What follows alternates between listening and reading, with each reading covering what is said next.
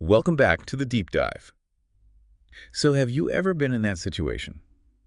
You're speaking English pretty well, technically fluent even, but then someone asks how you feel, and you just freeze up. Uh-huh. Yeah, well, this deep dive is definitely for you. We've got a stack of linguistic sources here today, Right. and our mission really is simple. We want to give you a shortcut, a way to make your emotional expression in English sound, well, authentic, not just automatic. It really is the #1 roadblock, isn't it? We see it all the time in the materials for advanced learners. They nail the mechanics, the grammar, how to talk about actions. Yeah, they could say, I went to work. Exactly. I went to work, I ate breakfast, perfect. Yeah. But then when it comes to talking about internal states, how they're feeling, they Yeah. just default Back to basics. back to the really basic stuff, yeah. I am happy. I am sad. Maybe I am fine. It's very limited. And the effect on the listener, well, it can make you sound a bit emotionally robotic, maybe, even if your grammar is absolutely spot on. So today, we want to inject some personality, some nuance, you Yeah. know, some confidence into your speech. We're basically pulling out the phrases that really work, the ones that give you that aha moment in natural speech, expressing not just that you feel something, but the intensity, the flavor of it. Right. Moving beyond just happy, sad. Exactly. We're giving you the tools for the whole messy, wonderful spectrum of human experience. So, where should we start? Maybe the fun end, the positive stuff. Okay, yeah, let's dig into that. Amplifying positive feelings. What are the really good, high-impact ways to say, I'm happy, but, mean it more? Right. Okay. So the first thing is understanding degrees of happiness. It's not all the same level, is it? No. The simplest upgrade from just happy is probably thrilled. I'm thrilled.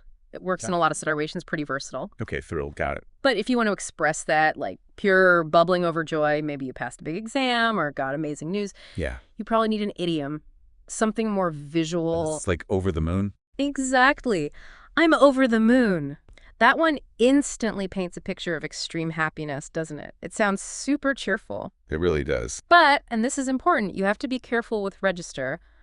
Over the moon is quite informal. You probably wouldn't use it in, say, a formal work email. Good point. So if you're happy, but maybe in a more general setting, like just having a good day at the office. Then something like, I'm in a great mood today, works really well. Yeah. It's enthusiastic, positive, but not quite so. Theatrical, maybe? Less likely to make your colleagues raise their eyebrows. Precisely. Yeah. And then there's the idea of, like, proportional response. What do you mean? Well, if you just got a massive promotion, I'm over the moon fits perfectly. But if, say, your friend sends you a funny cat video saying I'm over the moon might sound a bit much, out of proportion for that small joy. Okay, yeah, I see that. So what do you say for those smaller, nice things that happen? There's a lovely little phrase for that. That really made my day. Oh, I like that one. Yeah, it's elegant, isn't it? It's specific. It connects the feeling directly to that small, positive thing that happened. Like this little gesture just lifted my whole day. Yeah, it shows you notice the specific thing, rather than just making a general statement about yourself. Okay, what about energy? Sometimes feeling good is more about physical energy, right? Not just mood. Absolutely. And saying I feel good is, again, a bit flat, a bit basic. So alternatives. Well, if it's that feeling of vitality, readiness, you could say, I'm feeling so energized today. That clearly links it to physical or mental get up and go. Energized. Okay.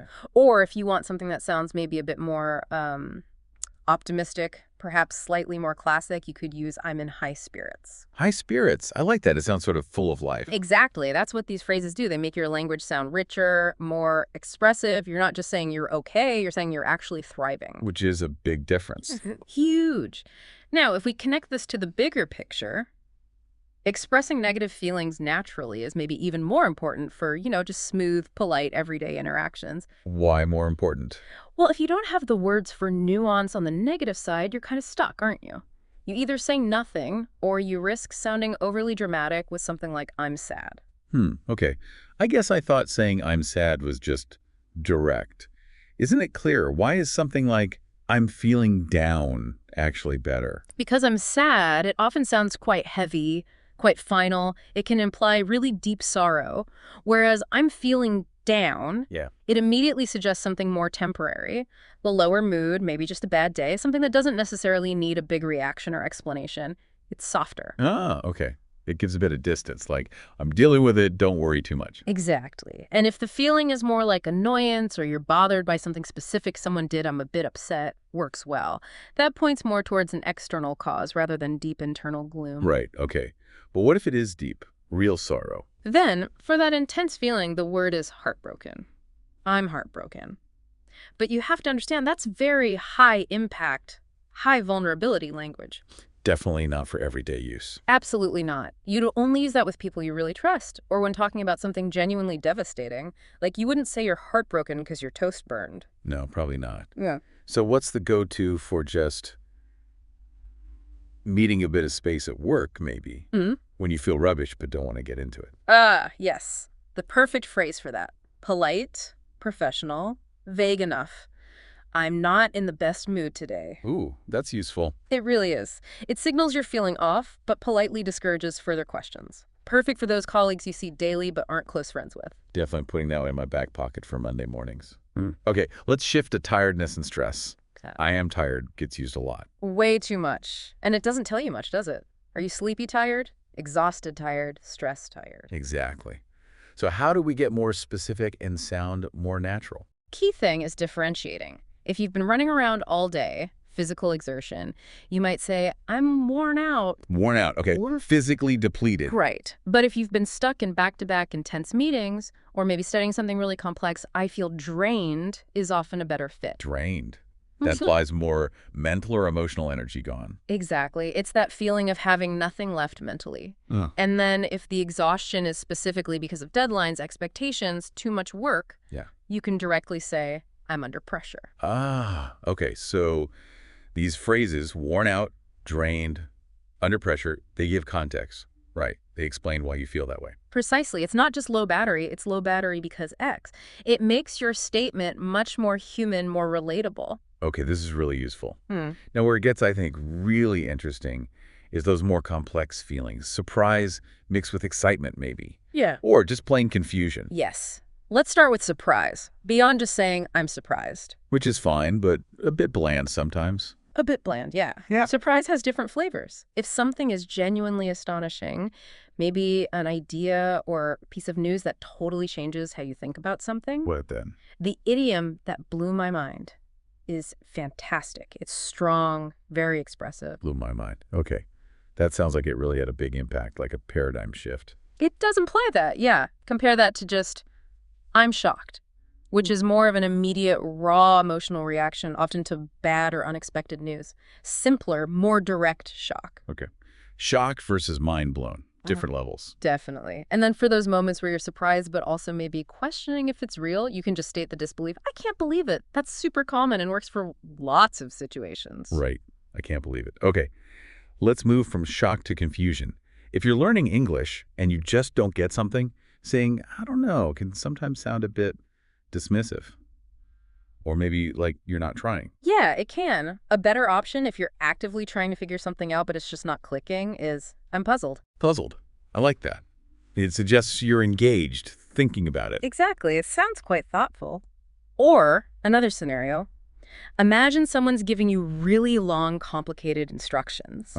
And you were following along, but somewhere back there you just lost the plot.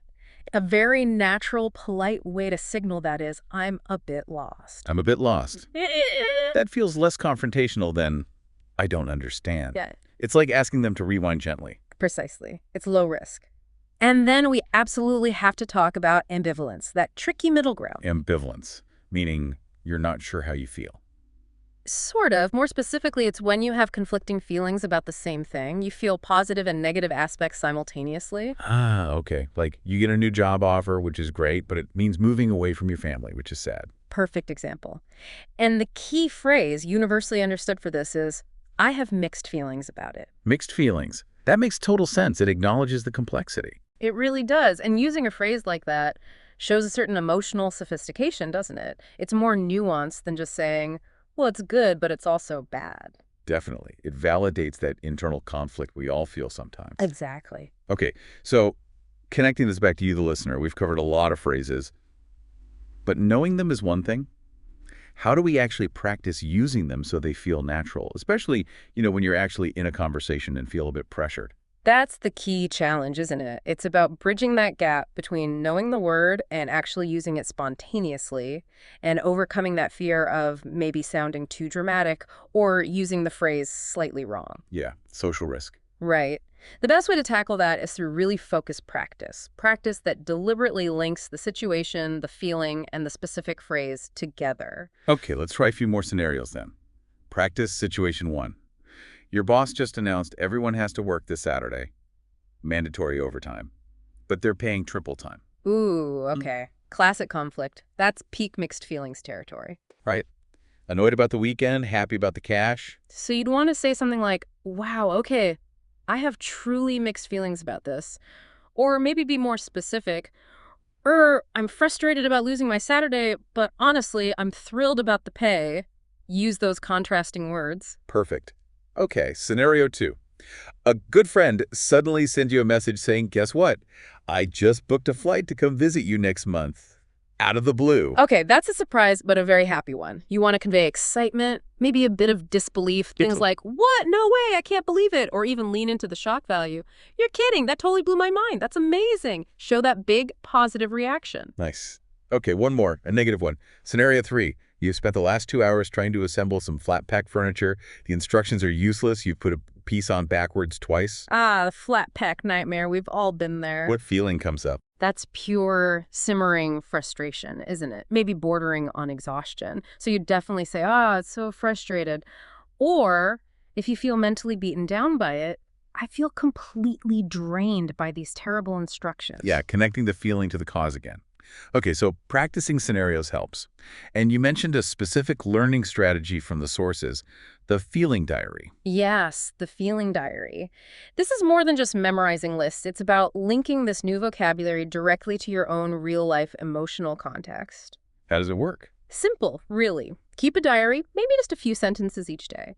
But the key is, don't just write what happened. Write how you felt about it, and consciously try to use these more nuanced phrases we've discussed. So instead of had a meeting, it was long. You'd write. You'd push yourself to write something like, had that long strategy meeting today. Afterwards, I felt utterly worn out. Or maybe read about the new policy changes, honestly. I'm puzzled by the reasoning. Or on a good day, finally got my test results back. I was absolutely over the moon. Ah, I see. So you're forcing yourself to retrieve and apply the specific word that matches the feeling you actually experience. Exactly. It uses active recall. You're connecting the phrase like puzzled, worn out, over the moon to a personal, meaningful memory. That makes it stick and makes it much more likely you'll actually use it when you're speaking. That makes a lot of sense. So today we've really dug into how to talk about feelings. The good, the bad, the confusing, in a way that goes beyond the basics, helping you sound more fluent, yes, but also more honest, more expressive. More human, less robotic. We've tried to give you the tools. Right.